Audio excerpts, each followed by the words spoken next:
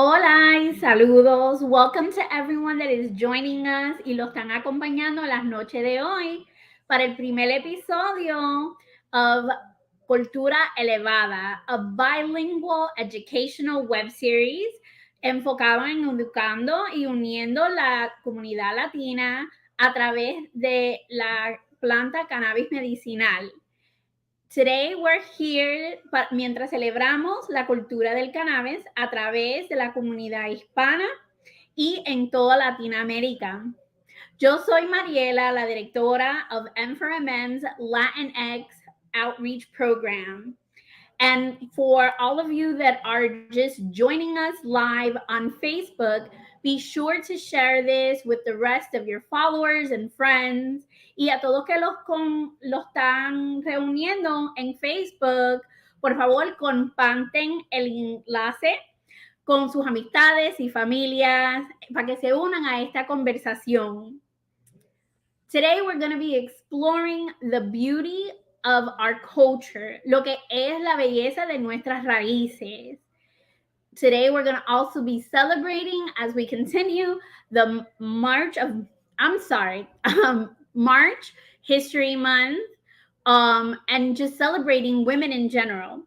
I am joined today by two amazing women that are going to do such a great job, a lot better than what I'm doing right now, as they speak to you about what it means to them to be Hispanic, unas latinas empoderosas. So I want you to please join us as we welcome our guests.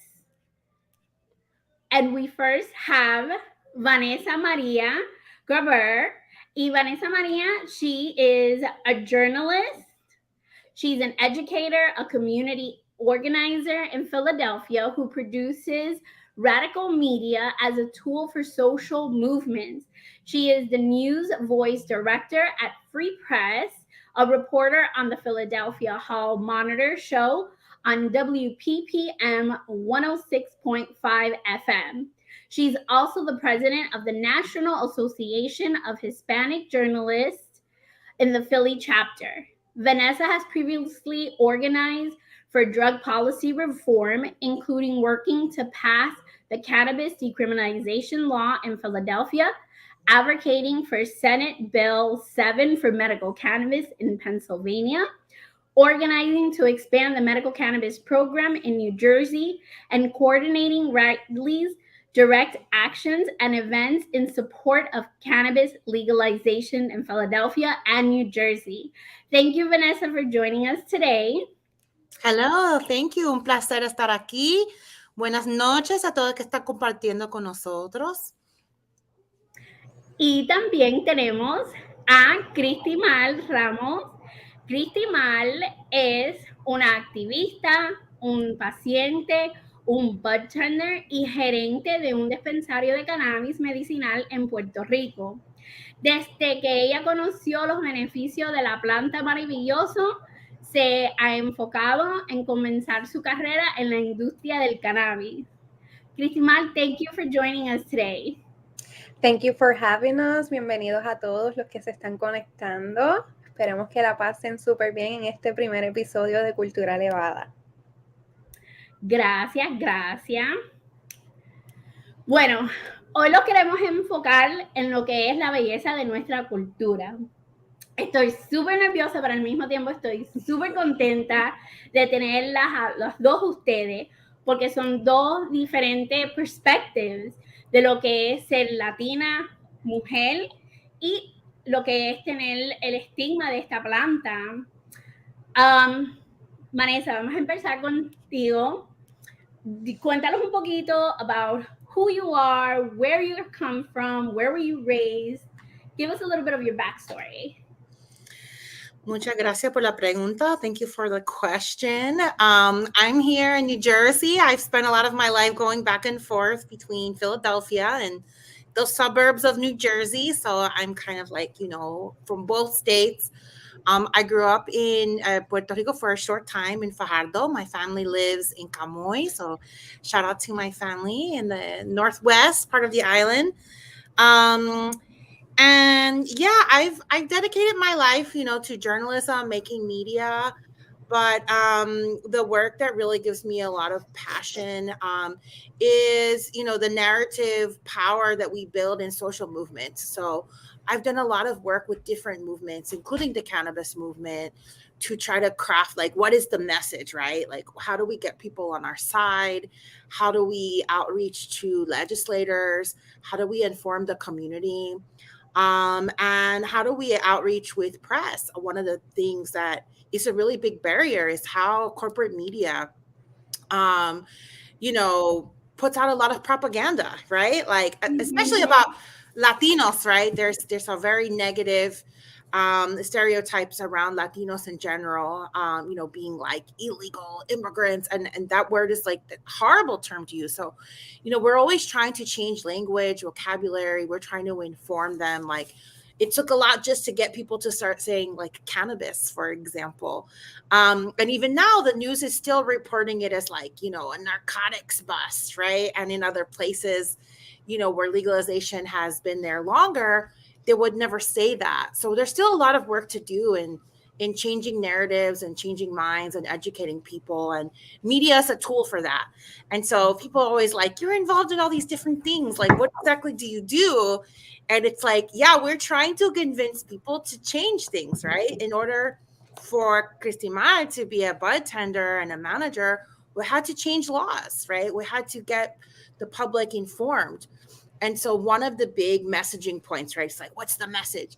Is something very simple, which is cannabis is medicine, right? And that is where we started with a lot of people. That's how I get some of my family members like to say like, okay, like how does that work, right? And then they become interested, and then the conversation starts. So whether we're trying to talk to people about the climate crisis, which also impacts Puerto Rico, colonialism, drug policy reform, or insert the issue, right? We have to tell the story. We have to create a narrative that appeals to people, that makes them want to join our side. And so that's a lot of the work that I do, like I said, from all these different movements. And now, I train and organize journalists. Again, we advocate for more Latinos in news for NAHJ. And we try to stop content that's harming our communities, right?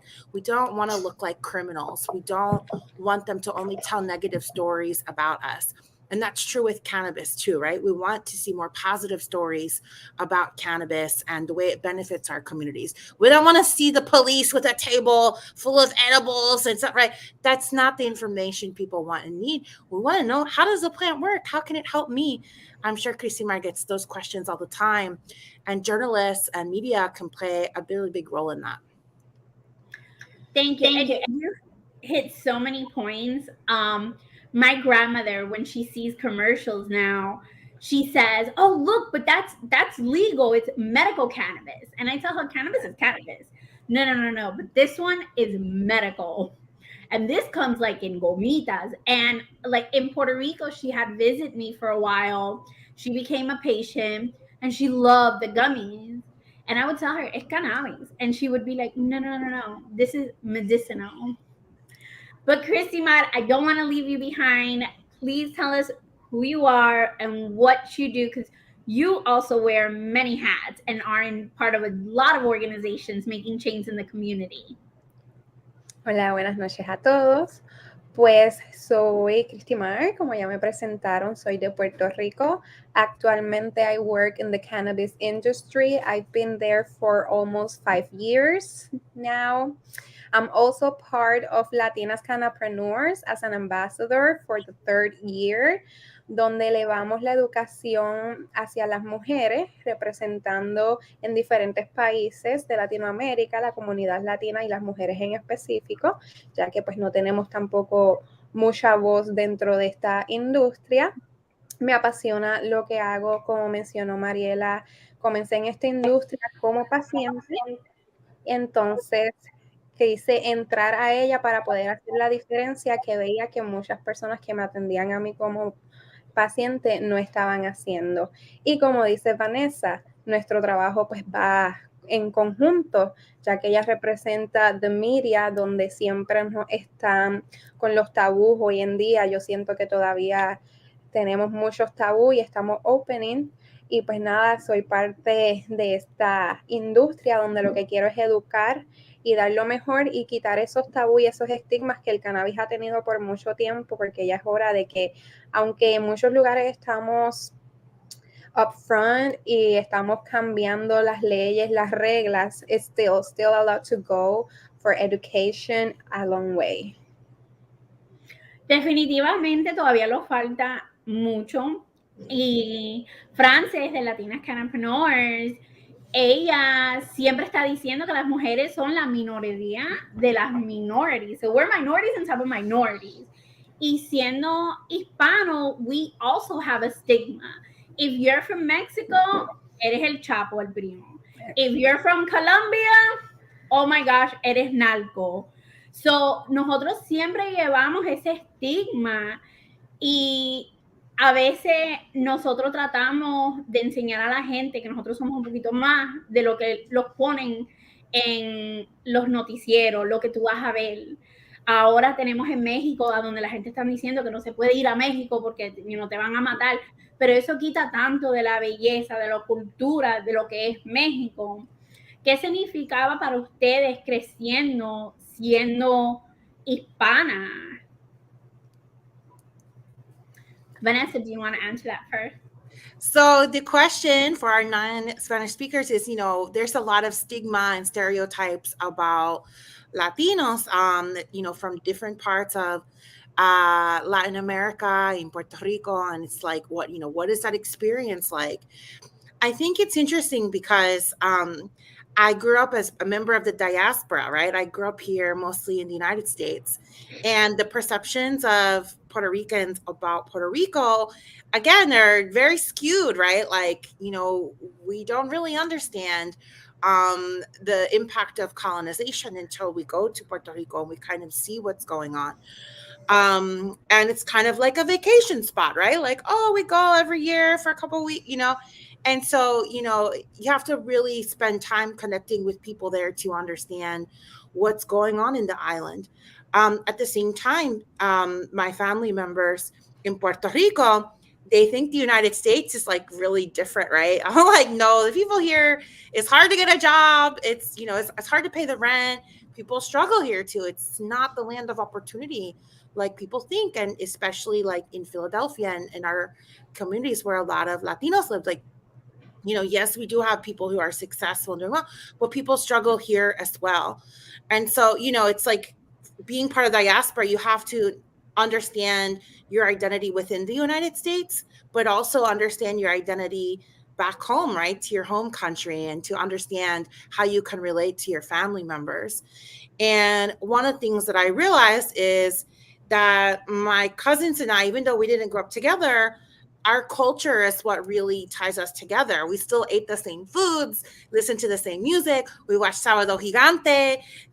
Our mom still saved the plastic containers to put rice and beans in there. Like, it's so many little things. Or I'm like, even though I grew up in the United States and had a different experience, there's still so much that ties us together and makes us Boricua, makes us Latinos.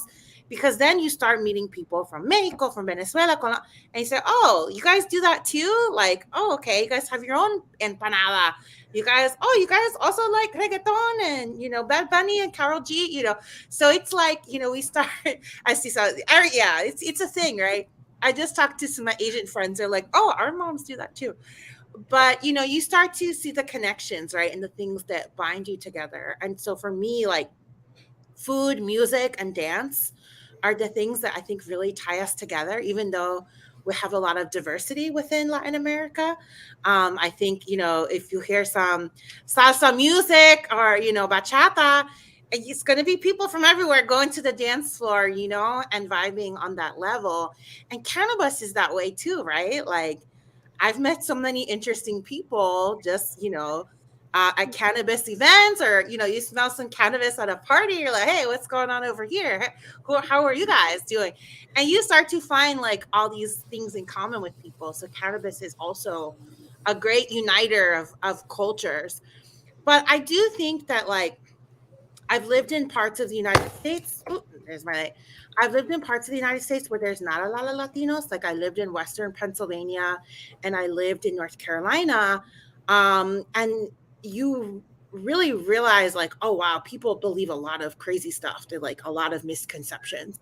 And so, and then you have to also explain like Puerto Rico's an island in the Caribbean. It's different from these other places. And so, that's living in the city in a very multicultural society. You have a lot more awareness because you're exposed.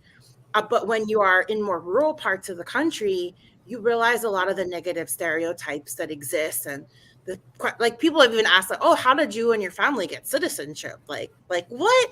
Like that's a crazy question. Like, first of all, if you're out there, don't ask anybody that question. It doesn't matter. Like, don't ask that question. It's very inappropriate. But you got to explain, like, oh, actually, like Puerto Rico is part of the United States. Like, we already have citizenship. Mm-hmm. Are people that think Puerto Rico is in Mexico? I'm like, no, that's Puerto Vallarta.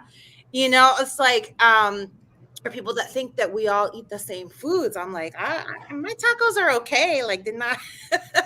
And so even though there are a lot of things that we have in common and that unite us, there's still a lot of work to do in showing the diversity.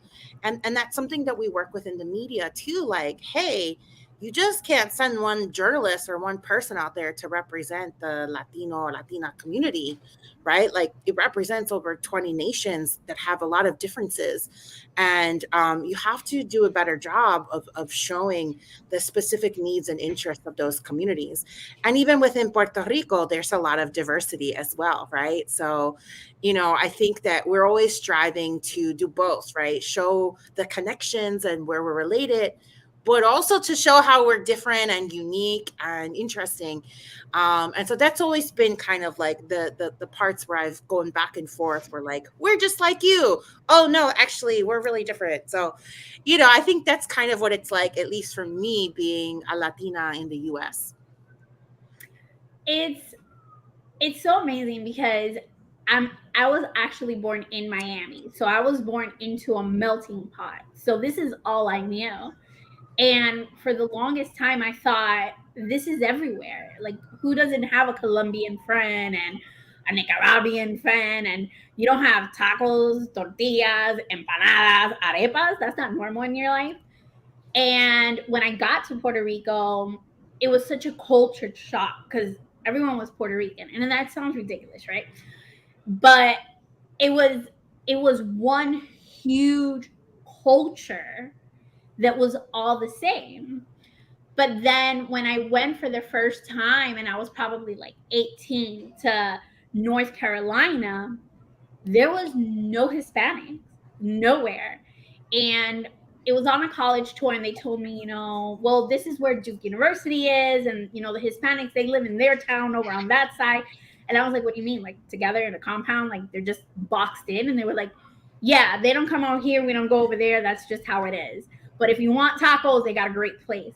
And that was the first time ever at like 17, 18 that I was culturally shocked. So it's so funny just to hear everyone's story based off of where they are. Cristina, you are born and raised in Puerto Rico. How is it for you when you step out? For me, when I step out, before, not now at this age, but since I was little, I was taught like if we go to the United States, perfectly to talk in English. When I was here in Puerto Rico studying, mi mamá me puso en escuela privada para yo poder aprender a hablar inglés, porque ella decía que, ¿verdad? Somos latinos, somos la minoría de la minoría. Most people do not respect us fully. And I remember always that we went on vacation and I always talked in English because I was scared that people would have any type of discrimination for me. But now that I am older, for me, it's so proud to be a Latina in this era. I talk in Spanish. I educate people. It's like Vanessa was saying, when they come to Puerto Rico, they don't even know what is Puerto Rico. They think that cuando ellos llegan aquí, will be like los indios taínos. We, the other day, I saw a video that someone asked influencer from Puerto Rico that if we eat with our hands, like if we are not normal people, what Vanessa said, they don't even know we have citizenship, we have a passport, we're a colony. So for me, being in Latina and experiencing being in Latina, it's kind of 50-50, porque todavía en estos días hay mucha discriminación. It's scary sometimes con todo lo que uno está viendo alrededor, no simplemente en Estados Unidos, sino también en Latinoamérica. Aquí por lo menos estamos luchando the lema de gringo go home, and it's not that we don't want the gringos here, it's that the gringos come here and make our life a little bit more difficult than us here, and they forget that we are here, that we're Puerto Rican. If you want to live with us, then mingle with us. Don't come here and step on us and throw us to the side, because that's not what we want, and we will fight back. But being Latina for me is that expressing who I am, not being afraid of who I am, and showing education for everybody that we're here. I'm from Puerto Rico. We're not in Mexico. We are citizenships and we have rights. It's so funny because I would always tell my husband, ustedes tienen un taco maker en cada esquina. How do you expect people not to think you're Mexican? So it's beautiful how it's our thing, it's our culture. Even within other Hispanic cultures, we're very similar. Our foods are all the same, but yet we're very different. We've taken it, and which within each country they've kind of molded it to their own.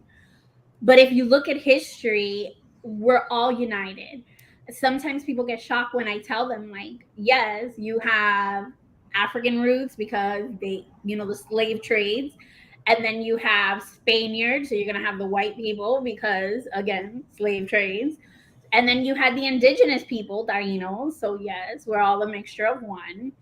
Pero hay mucha gente que no entienden eso. So, es nuestro deber de educar a la gente. Cristimal, todavía estamos en el mes de honorando a las mujeres. Y una de las cosas en Puerto Rico y en muchos lugares, pero yo lo pude experienciar ahí, es todavía the machismo, everything that is going on with women. Being a Latina, being a woman, how do you, where we were taught to be so strong, but yet at the same time, we're not. ¿Cómo tú defines eso? How do you define that? Mira, aquí el machismo en Puerto Rico sigue siendo algo muy fuerte, y yo diría también que es un poco hasta cultural, porque a ti desde pequeña te enseñan you're the woman, you're gonna cook, you're gonna get a husband, you're gonna make the family happy, and your priorities as a woman se van disminuyendo. Yo soy fiel creyente, yo tengo muchas amistades que son mothers. And when they start talking to me like, no, I cannot, I need to do this because of the kid, I need to do this because of my husband. And I'm like, ¿y tu tiempo? O sea, you became a mother, you became a wife, pero tú sigues siendo una persona. Tú eres Vanessa, tú eres Mariela, dedícate ese tiempo. O sea, no dejes que esa cultura te evapore. Para mí, aquí en Puerto Rico, lo he recibido desde pequeña, lo he recibido de grande, lo sigo recibiendo, especialmente en la industria. Siempre he hablado de esto con Mariela, que you see a lot of men representing the industry, but they're not the one that did what they're representing. Women behind them are the ones that did everything, and they don't get recognized. In the industry, I've been almost 5 years. Y te digo que ha sido un poquito cuesta arriba. O sea, yo poder subir hacia mi rango gerencial desde bartender, I had to compete, and you know what? It was 4 guys against me. And that I feel good because I made it.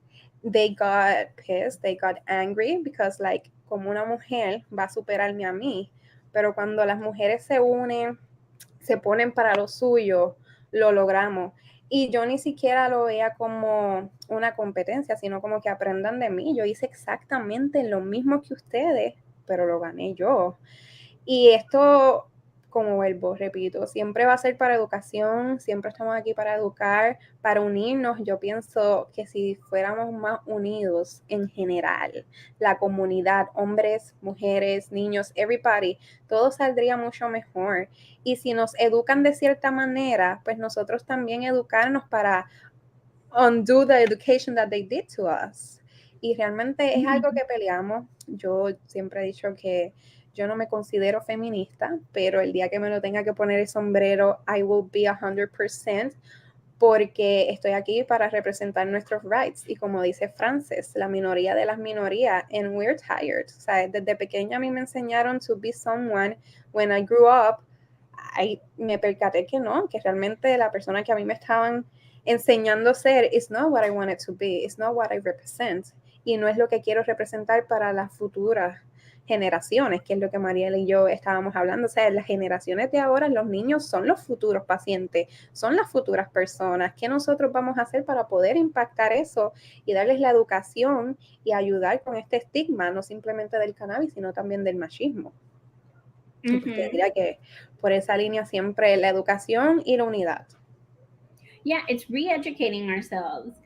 And Vanessa, you're a journalist. You have to find your voice. You have to stand out. You already said that, they'll send one Latina out, but how does being a woman also kind of interact with that? Well, there's like levels to all of this. Hay diferentes niveles de la discriminación, porque when I first started in working in radio, like radio as a medium is dominated by mostly men, right? And so even like, to make your voice like less feminine, right? Like, oh, you need a deeper voice. It sounds too high pitched. People don't want to hear that. So it's like I had to start changing my voice and to make it a certain way so that, and then of course I liked radio because being on TV, there's so much pressure, right? To look a certain way, to be a certain height, to be really thin, to have to meet an aesthetic. And of course, when you see Latinas on Telemundo and Univision, they don't reflect the way Latinas really look. Even in los concursos, right? There was like a drama because we had like a plus size Boricua on there. She was gorgeous. I follow her on Instagram, by the way. I'm a big fan. But, it's like if you're a plus size woman in media, there's not a place for you, right? So there's like just you existing. You're not even doing any journalism yet, right? And men don't have to face those stigmas, right? Or those limitations. And so, I was attracted to radio because people just hear your voice and your ideas, and they're not judging the way that you look. And I know that it's really hard to get an on-camera TV job. And so I was like, you know what? I'm not even going to try. I don't look like that. I'm going to go into radio where I can be more anonymous. And I liked that. Again, it just was like people were more paying attention to what you said, your journalism, than the way that you looked. And we still, as a culture, Latino culture, we're still judging women, how they look, right? And there's still a lot of pressure for women, especially like to get BBLs, to get their body done. And like, I think that Instagram and, other social media platforms, they're really damaging for young girls to think that they have to look that way. And I just want to say, like, be yourself, right? Like have your purple hair, have your red lipstick, have your plus size body, like be you, and I had to fight for my place in media, trying to just be myself with my high pitched voice, with my plus size. And it's really hard. And then also like my name is, Vanessa Maria Graber. It's like people don't know what to do with that. And they kept trying to change my name. They kept cutting the Maria out. And I'm like, no, I have two names. I'm Latina. Like, please respect my two names. And please respect my German last name, right? Because, I have family members German. A lot of us are mixed, going far back into our ancestry. And, the other thing that I want to say is that, I co-founded a radio station. I started a radio station in Philly. I was the director. I was in charge of everything. And when I would go to these cannabis events to be media with my press pass, these guys would treat me like I was an intern, And I was like, why are they treating me this way? It was a boys' club. If you go backstage to some of these really big rallies and conventions, people wouldn't talk to me. They dismiss you. And again, if you don't look a certain way, they don't like take you seriously. And that made me really mad. I'm like, I have a master's degree. I teach at a university. Like, I have all these skills, I run a radio station, and these guys won't even talk to me. And, I can't get interviews, and their journalism was crappy. Like, a lot of it was just about like getting high, and I wanted to talk about like the industry. I wanted to talk about the science. I wanted to talk about regulations. I wanted to talk about things that were deeper than just smoking weed, because I felt like that's the thing that people associate with us. But the people in this industry have all these other skills. There's so many other elements to cannabis. Like, we talk to attorneys, we talk to people who test things, we talk with people in security. Like, I had a show where I got to interview all those people. And it was hard. Like, a lot of times the line of questioning like was really offensive. Sometimes I would appear as a guest because of the organizing I would do, and the conversations would turn sexual. They would ask my breast size, like, and I'm just like, wow, like, here I am, a professional in my field.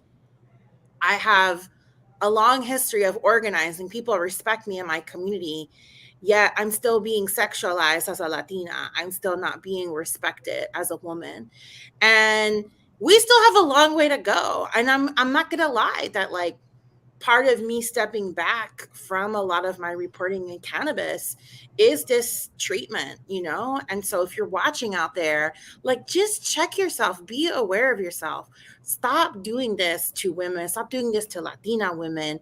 Stop talking to them like that. Like, we're whole people, right? And we have really great ideas. We have a lot of knowledge to share.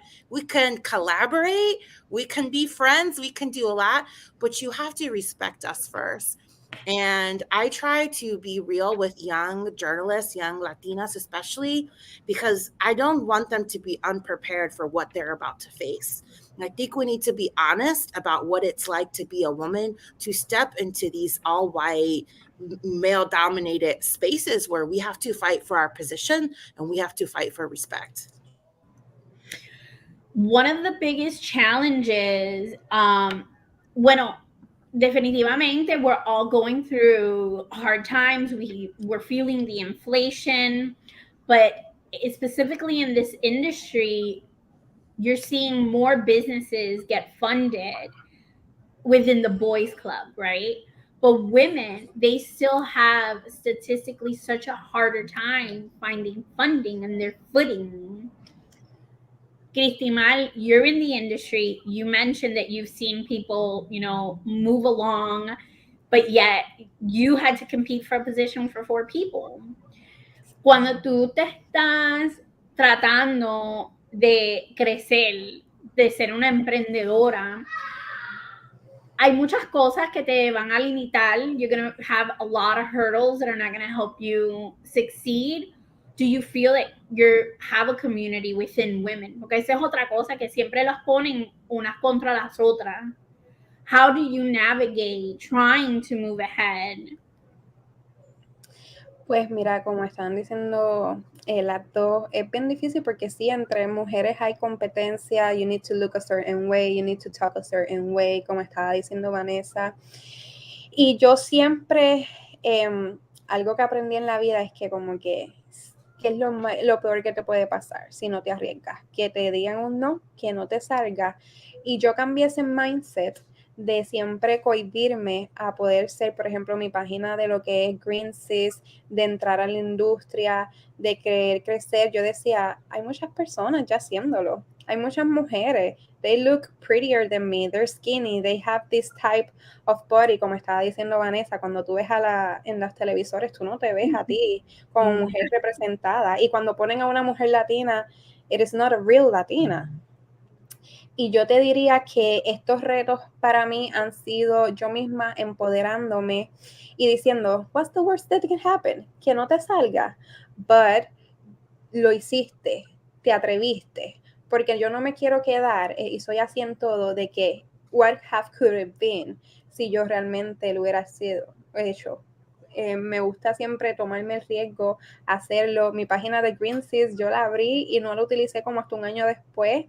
Sí, tuve muchas mujeres que me dijeron como que, no, don't do it, eso es lo mismo, but me sorprendió muchas mujeres de la comunidad que tenían sus páginas, su entrepreneur, website y todo, y me motivaron y decían, por ejemplo, una que siempre nunca voy a olvidar es Kanamami, ella decía, sí, publicamos lo mismo, pero tú tienes tu flow, yo tengo mi flow, yo te voy a ayudar a ti a que tú salgas porque tú impactas a este tipo de público, yo impacto a este tipo de público, y me diría por esa línea de que siempre me voy a atrever a hacerlo, porque nunca me quiero quedar con el que what if it had happened, si lo hubiera hecho, si no lo hubiera hecho. Y realmente, mira, atreverme a esto me ha traído muchas oportunidades. He sido de parte de Latinas Canapreneurs, he hecho diferentes proyectos con Mariela. Me invitaron el año pasado a la Copa Canábica Sechat, que es una copa canábica organizada por mujeres en Colombia. Me invitaron como jurada. ¿Y por qué estas mujeres hicieron esta copa? Porque ellas veían que las copas que se hacen allá, que son muchas, los jueces siempre eran hombres. Los participantes siempre eran hombres. ¿Por qué? Porque las mujeres no se atrevían, no se sentían cómodas. ¿Por qué? Aquí vamos. La minoría de las minorías, la sexualización, el machismo. Entonces ellas quisieron, pues como no nos dejan unirnos, pues vamos a crearlo. Ellas lo crearon y con todo eso era para todo el mundo. Fue organizado y dirigido a mujeres, pero ellas nunca le negaron a los hombres. Y tú ves cómo esas mujeres, esas comunidades se unen, que aunque estemos haciendo lo mismo, salir al fin y dar esa educación y llevar el mensaje que es lo que queremos, realmente es gratificante. Y siempre lo diré y siempre se lo digo a las personas, don't be afraid, que es lo peor que puede pasar, que te quedaste con la gana y nunca lo intentaste. Yeah, nosotros las mujeres somos tan especiales y yo creo que nuestra belleza es verdad. Tú ves el noticiero y yo no me parezco a ninguna de esas reporteras. The weather girls are like so amazing and beautiful.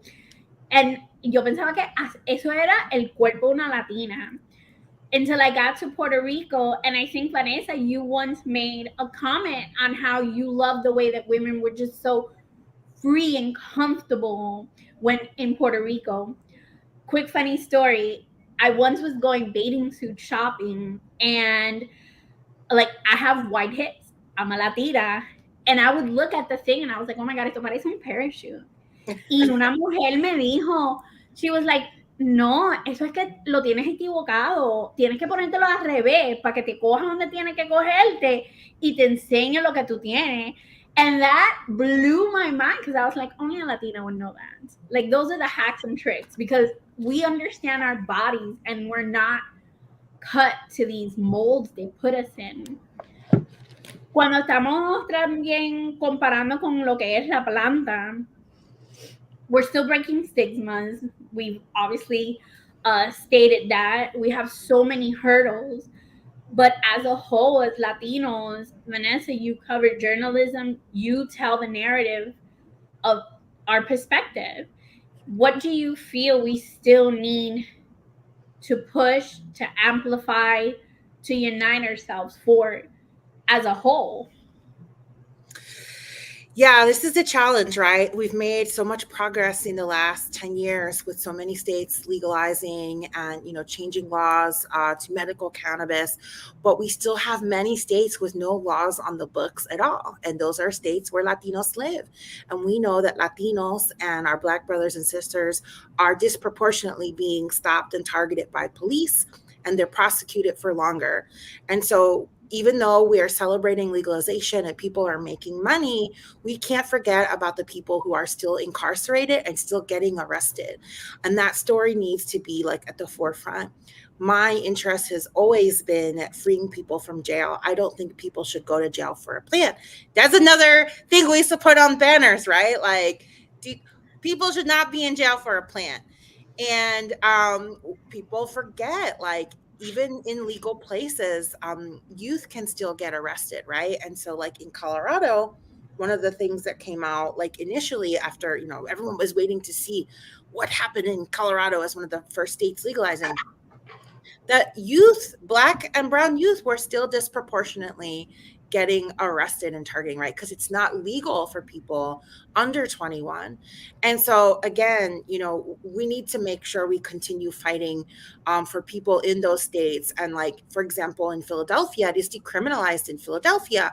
As soon as you leave the county, right, more suburban and rural areas, the police can stop you. And again, they're stopping Latinos and Black people first. So, we're still not truly free country when it comes to cannabis and the plant. There are people serving really long sentences right now for growing. And so, even in New Jersey, where it is legal, right, we have recreational adult use marijuana, the penalties for growing cannabis in this state are really high. You can get at least 10 years, right? Anywhere from 10 to 20-year sentences for growing cannabis. A few years ago, we had a Christmas card writing party for people that were in prison.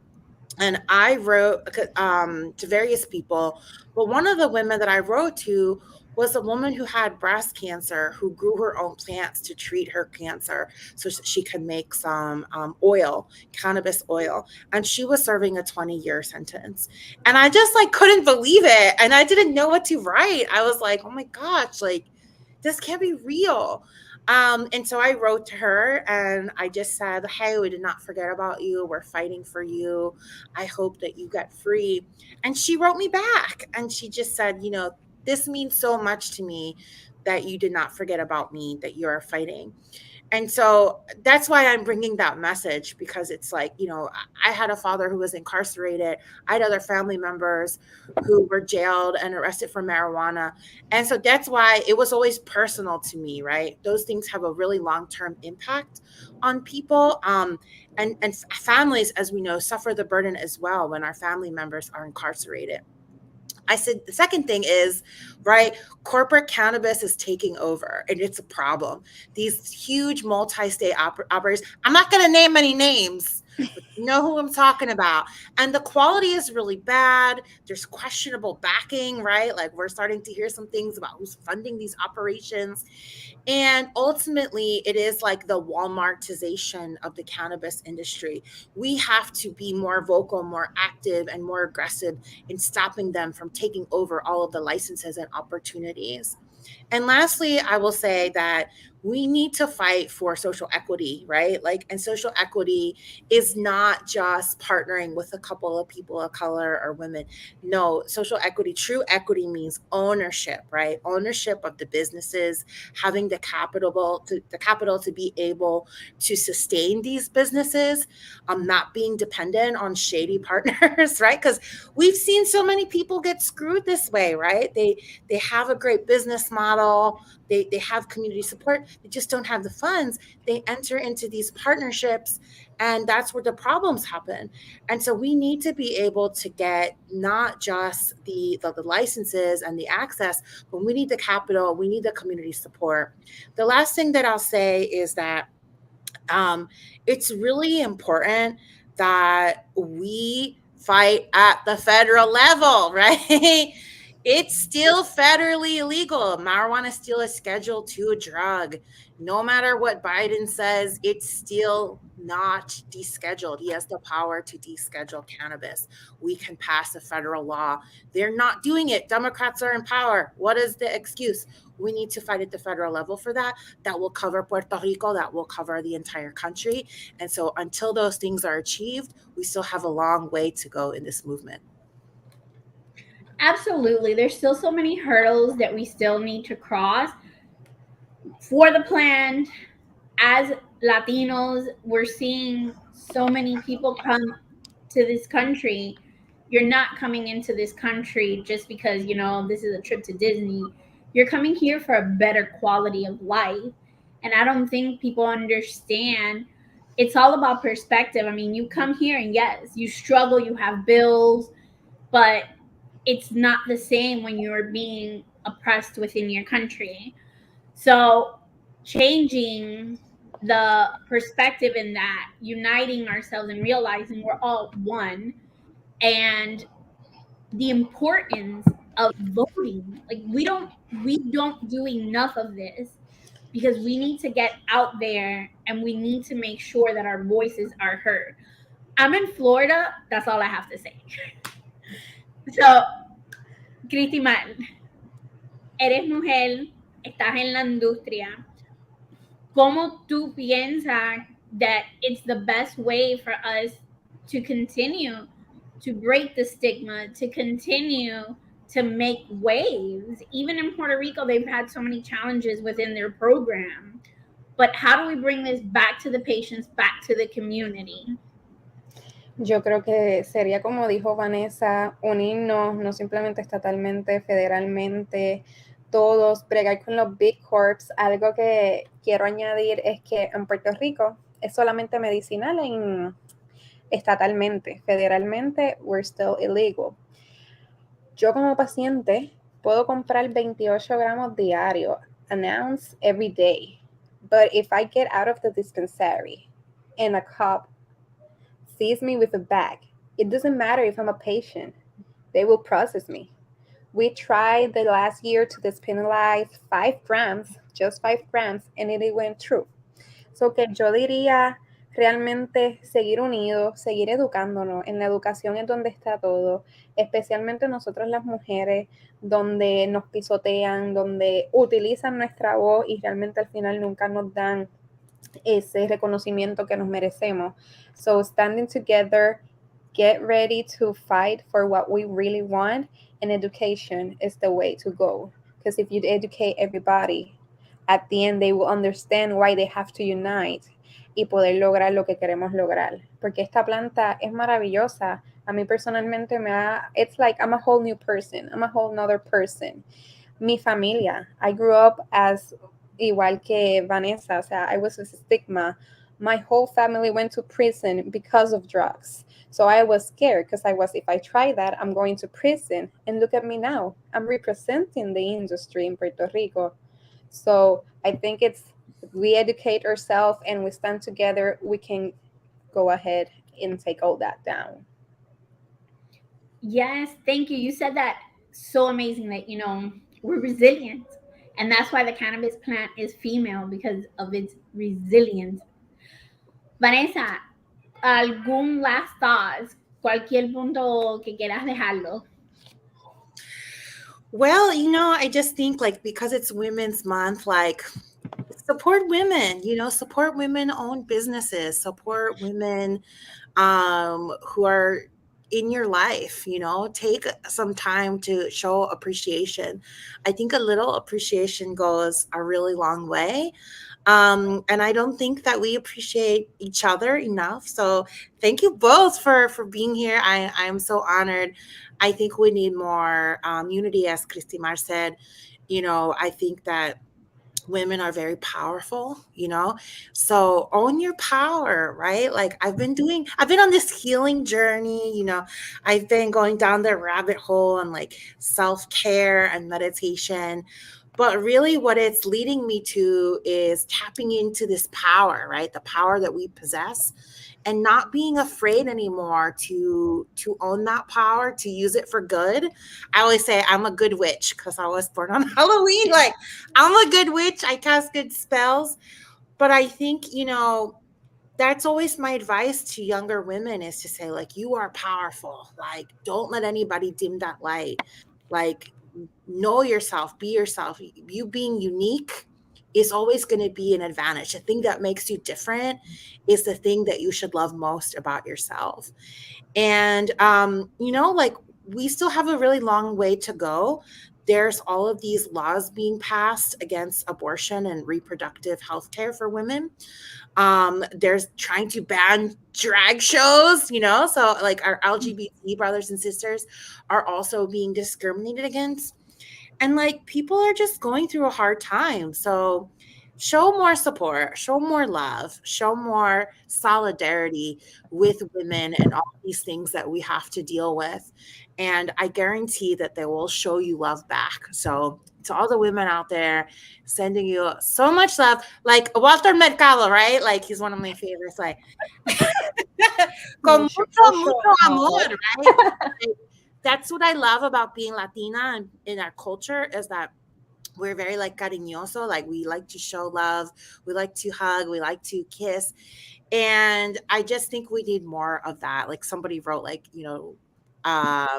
like show love, like not war. Like, yeah, same. Like I think we really need it more than ever at this time. So thank you so much for the opportunity to share this message. No, and thank you for joining us. Cristimal, any last thoughts? Anything you want to leave us with? Yo me uniría a lo que dice Vanessa, realmente seguir uniéndonos como personas. Estoy muy agradecida, Mariela, porque siempre piensas en mí para esto. Me da mucha alegría y mucha felicidad poder ser parte de esto, especialmente como mujer en este mes, y poder representar no simplemente Vanessa en los Estados Unidos, yo en Puerto Rico, o sea, sino en todo el mundo. Así que realmente, like Vanessa say, no tener miedo, siempre tener respeto y amor entre todos. En education, de verdad que lo que no sabe, edúcalo. Si no, buscas personas que estén en esa industria, pregunta, because we're always open to. Así que muchas gracias again por tenerme. Thank you both so much. I mean, I'm just so honored that you both are here and you're sharing your thoughts, your perspective. Cristina, I have so much respect for you. You're so hardworking. We worked on projects together and I was just blown away. And Vanessa, I love your content. I think it's just so informative and you give us such a deep understanding and interpretation of the material you put out. So I love scrolling. Like I hate social media, but there's just certain people that I'll follow, and you're one of those. And thank you to Jason that introduced me. He was like, "Oh, you have to follow her. She's from Isabela." And I was like, "Oh, the Isabela power. Let's bring it." So thank you, Jason, for connecting us. So thank you both for being here. I am so glad that you guys joined us. Please let us know where we can follow you, how to gain more information. Vanessa. So my information is on Twitter. I am the News John at News John. And if you're from Philly, you probably heard of the word John, JAW. It's like kind of like a word for anything. And on Instagram, I'm Miss_Vanessa Maria. I'm on Facebook as Vanessa Maria. And yeah, reach out, support minorities for medical marijuana, support Resbud Cannabis, support all the work that everybody is doing. I feel like, when we show each other support, we can do so much. So yeah, like, follow, share, all the things. And Cristina, where can we follow you and get some of that content you're always dropping? For me, follow me on Instagram as GreenSisPR, GreenSisPR, and I would also like to invite you to Latinas Cannapreneurs Instagram or website so you can learn for our mission to educate and elevate the women in this industry worldwide. Así que gracias nuevamente por esta oportunidad. Gracias a ti. Y definitivamente este año, Vanessa, apúntate. We're going to Colombia. So we'll see you all. Bueno, yo estoy dispuesta para ir donde quiera. And definitely the next time I'm in Isabela, I'm going to be knocking on your door. Oh, I'm going this week, next week. So I'm going to be there for a wedding, and I am going for a spiritual retreat to cut generational traumas. And that's a whole other conversation we can talk about. But yes, tap into that power of yours. You're going to leave like with some superpowers. So I'm really excited for you. Definitely will. Yeah. Y gracias a todos los que se unieron hoy con nosotros. We had the comments on fire. Shout out to Victor. He's just been blowing us up. Please make sure to follow him and follow each other. Drop your handles. This is a community. Somos una comunidad. Estamos aquí para educar y medicar juntos. Por favor, síguelo for our monthly webinar series. They'll be the third Tuesday of every month at 7 p.m. 7:10 Eastern. And our next show will be on April 18th at 7:10. So make sure to follow us, set your reminders. And also stay tuned as M for MM will be in Washington, D.C. in April 18th through the 22nd for Lobby Day and the National Cannabis Fest. So we hope to see you all. If you're looking for more information on that, please make sure to visit our webpage at minoritiesformedicalmarijuana.org.